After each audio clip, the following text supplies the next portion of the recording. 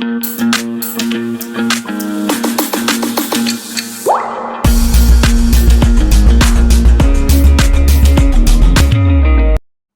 आता है थोड़ा सा बैक में चलते हैं।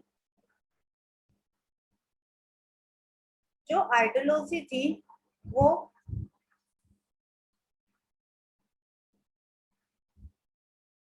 कंजर्वेटिज्म जो लोग थे उनकी थी।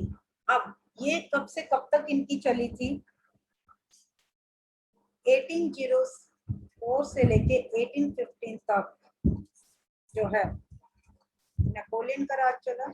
बट क्या हुआ कि दोबारा से जो है, जैसी 1815 में जो है जब नेपोलियन को जो है हरा दिया गया था, तो उसके बाद जो है मोनार्कियल जो है दोबारा से स्ट्रॉन्ग हो गया था, यानी कि दोबारा से रीजनरेट हो गया था। That is only conservatism. कुछ लोग ऐसे थे जिन्होंने दोबारा से मोनार्कियल सिस्टम लाना चाहा, इनको जो है स्ट्रॉन्ग करना चाहा, जब नेपोलियन जो है 1815 में हार गए थे।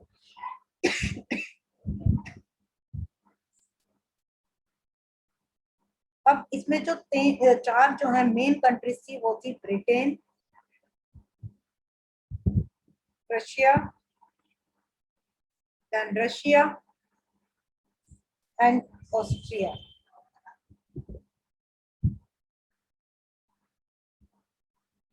अब ये जो चारों कंट्रीज थी,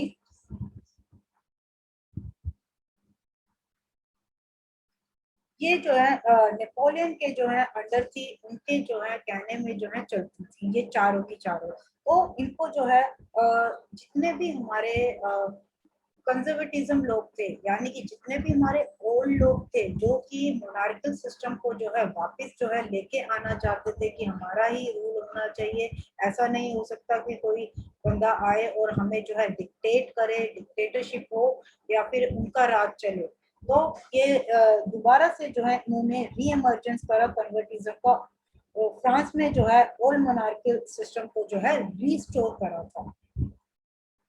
देन उसके लिए जो है इन्होंने जो है देन मीटिंग करी वियना में। एक ट्रीटी होता है, एक समझौता, एक agreement, undoing the changes that had come about in Europe.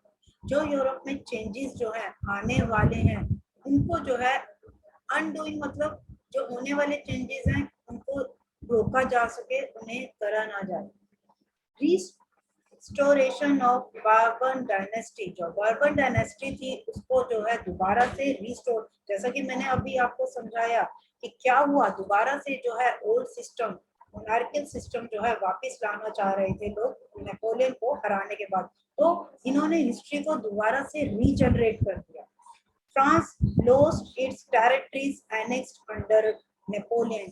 जो भी नेपोलियन ने एनेक्स्ड होता है बेटा हड़पना, जो भी नेपोलियन के अंडर जो टेरिटरीज थी वो जो है अपनी फ्रांस जो है वो टेरिटरीज जो है लॉस्ट होनी शुरू हो गई। Then setting up of the states on the boundaries of France, जितनी भी स्टेट्स हैं उनको जो है सेटअप करना जो है शुरू कर दिया on the boundaries of France, जितनी भी फ्रांस की जो है बाउंड्रीज हैं। मोनार्कीज ओवरथ्रोन बाय नेपोलियन वर रिस्टोर्ड, जितनी भी मोनार्कीज जो है ओवरथ्रो कर दी गई थी बाय नेपोलियन, उनको जो है दोबारा से जो है रीस्टोर कर दिया, रीजनरेट कर दिया, उन मोनार्कीज को जो है वापस से जो है लाया गया। नेक्स्ट आता है रेवोल्यूशनरीज, क्रांतिकारी। जैसे हमारे देश में क्रांतिकारी आए थे, when we were doing we were fighting for the freedom in the same way, यहाँ पर भी कुछ ऐसा ही हुआ। नेशनलिज्म पाने के लिए जो है कुछ रेवोल्यूशनरीज दे केम फॉरवर्ड। सो तो सबसे पहले जो आए थे दैट इज गिउसेप्पे मज़ेनी। क्या क्या काम करा था इन्होंने? कैन एनीवन इलैबोरेट और can explain, can tell what he did?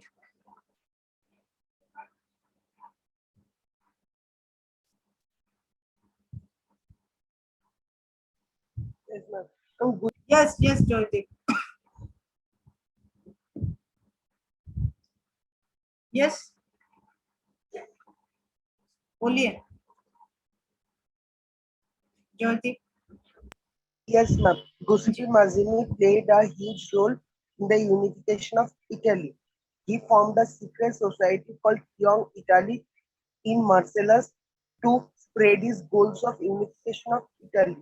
He thought that Italy could not be a See, I'm patchwork not of small. asking these points. Generally, क्या क्या चीजें Ma'am, I इन्होंने am करी? telling. That you need to Yes, tell ma'am. me only. Ma'am, yes, ma'am. He considered that Italy could not be a Speak bit patchwork of. louder. Bit louder, Joydeep. Yes, ma'am. He considered that Italy could not be a patchwork of small states. It has to be united into a single state that is called unified Italy. He so we can say that Giuseppe Mazzini played the key role for the unification of the Italy, the mastermind for the unification of the Italy. Okay. Ma'am, हो Harshika? गया. Okay. Harshika. And at the age of 24, he was sent into exile in 1831 for attempting revolution in Liguria, and it had to be fought into a single unified republic within a wider alliance of nations. And Metternich described him the leader of the France, so he said that France, the most dangerous enemy of our social order.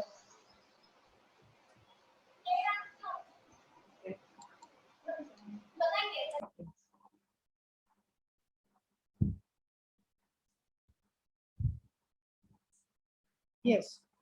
Giuseppe Mazzini, revolutionary. He born in Genoa in 1807. He founded secret societies. अब इन चीजों को हम कैसे समझें? Secret societies कैसे found करें?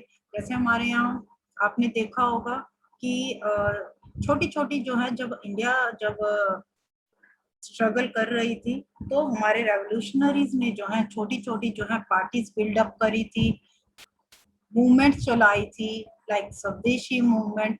Then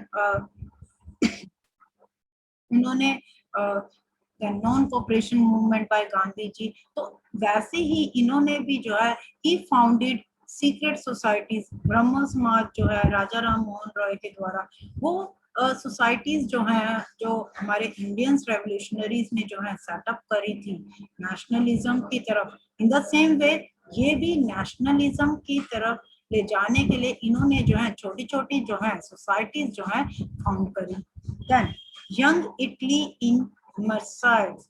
मर्साइल्स में एक इन्होंने जो है यंग इटली जो है फॉर्म करा. यूनिफिकेशन का जो है एक ये आइडिया लेके आए.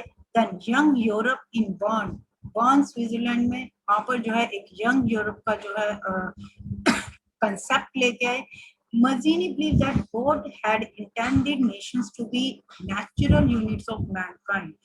इनका ये मानना था मजीनी का कि जो भगवान है उन्होंने जो नेशंस बनाए हैं वो जो है एक मैनकाइंड होता है दयालुता, ह्यूमैनिटी, उस पर्पस से जो है नेशंस को जो है बिल्डअप करा है. एक ये नेचुरल यूनिट्स हैं. मैटरनिटी डिस्क्राइब हिम एज, इन्होंने जो है एक पर्सन थे मैटरनिक, उन्होंने जो है इनको बताया है the most dangerous enemy of a social order. हमारे सोशल ऑर्डर के जो है ये मोस्ट डेंजरस एनिमी थे. ऐसा क्यों? कैन एनीवन टेल कि इनको इस स्टेटमेंट से ये स्टेटमेंट क्यों दी गई इनके द्वारा कि ये बहुत डेंजरस एनिमी है हमारे सोशल ऑर्डर के? Simple answer is given in the question only. Can anyone tell?